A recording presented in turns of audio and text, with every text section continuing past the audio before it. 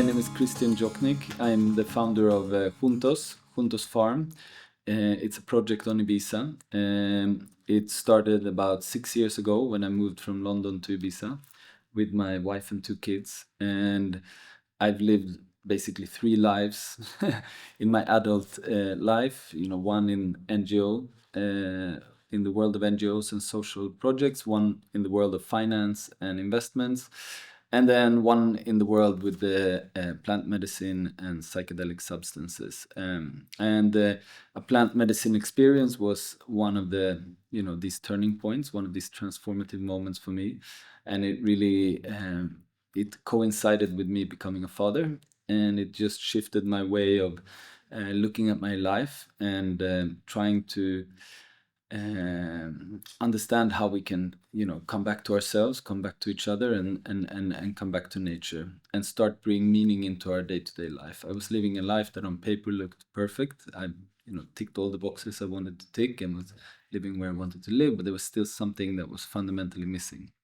And the project really grew out of a process of surrender to just go to this island that I love, which is Ibiza, which inspires me with all the people that I'm, really living with an open heart and an open mind and a seeking connection and interaction with each other, which is what I really missed in my life in London. And it started just from an explorative point of view with the vision of having a beautiful piece of land, be in service of this land, grow food in harmony with nature, and bring friends and family and the local community into that process.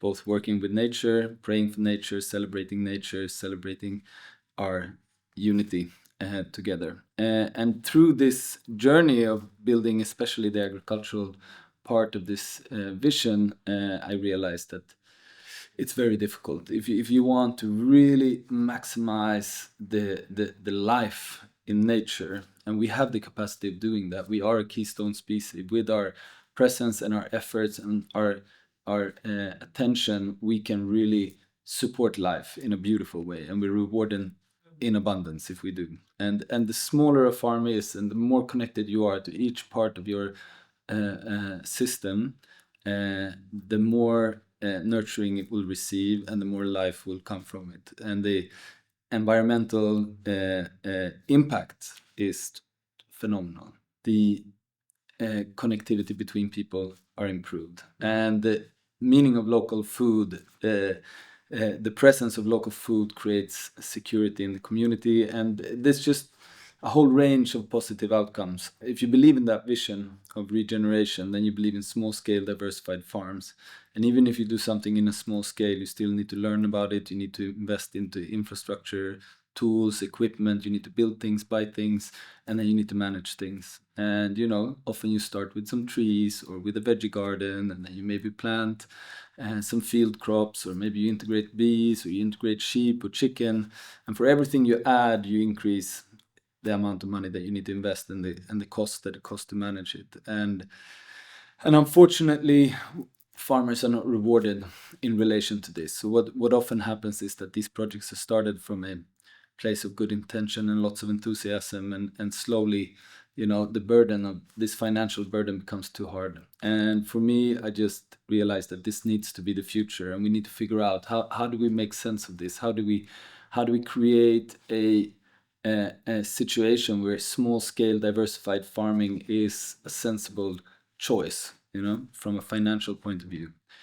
Because we can go out and we can talk about the birds and the bees and the flowers and the trees to the end of humanity if we want, but we need to realize that farmers are locked into a system that is very hard to break out from, and they are struggling. Farmers' mental health, suicide rates are sky high, and financially it's very difficult, and trying to get them to abandon a system that is still sustaining their life and to jump into uncertainty, it's a very big ask. So we need to figure out how do we make sense of this from a financial point of view, and thinking about this, realizing that we are duplicating a lot of efforts, we are duplicating a lot of investments and a lot of efforts, and we really need to come together. And if we come together 10, 15, 20 farmers, then we can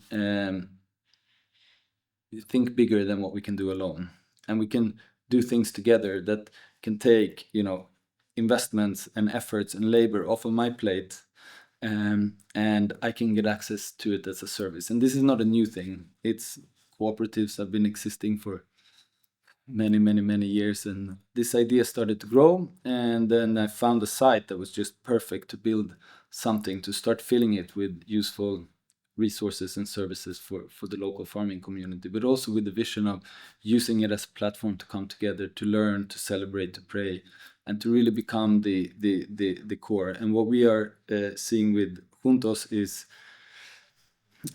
three areas from our farm where we invest into infrastructure, resources, and services that helps farms grow what they need to grow, then to take this raw material, which can be either from the garden or from the forest, or from the soil in terms of clay, and invest into transformation facilities. So where you can take produce from your farm and you can transform them into pickled onions and into tomato sauce that can be stored for a longer time and can also be sold at a higher price.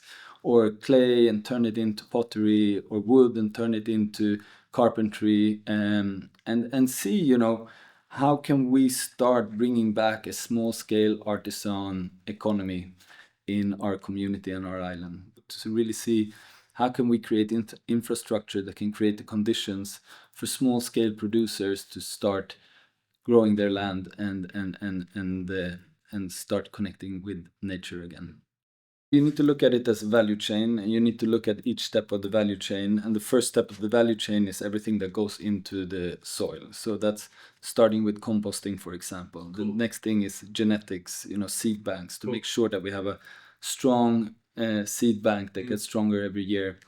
Seedling production, for example, is another one. Access to tools, access to education, access to knowledge. Yeah. These are all kind of foundational layers. And then on the other side of the cultivation process, it's the transformation. How can we take our raw material and turn it into value-added products? And there it's things like grain processing facilities, grain mills, bakeries, wood workshops, production kitchens, anything that can help to add value to the raw materials. And then the third piece is distribution, sales, making sure that whatever has been made actually ends up in the hands of someone that appreciates all the efforts that have gone into this project and is willing to pay a fair price for all the efforts that have gone into this product. And there, you talk about marketing, distribution, logistics. There's a lot of pieces in that part.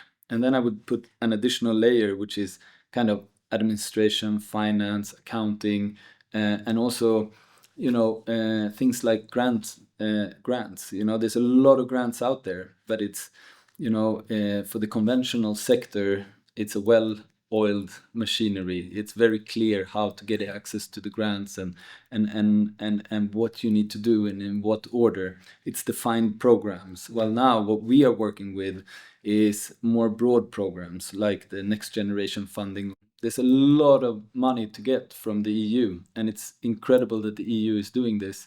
But you need to keep track of these grants. You need to realize when they are published. You need to be able to read them. You need to be able to understand them. You need to understand if you comply with the requirements. Then you need to write an application. You need to send in that application. And in some countries, you also need to chase to make sure that they process it on time.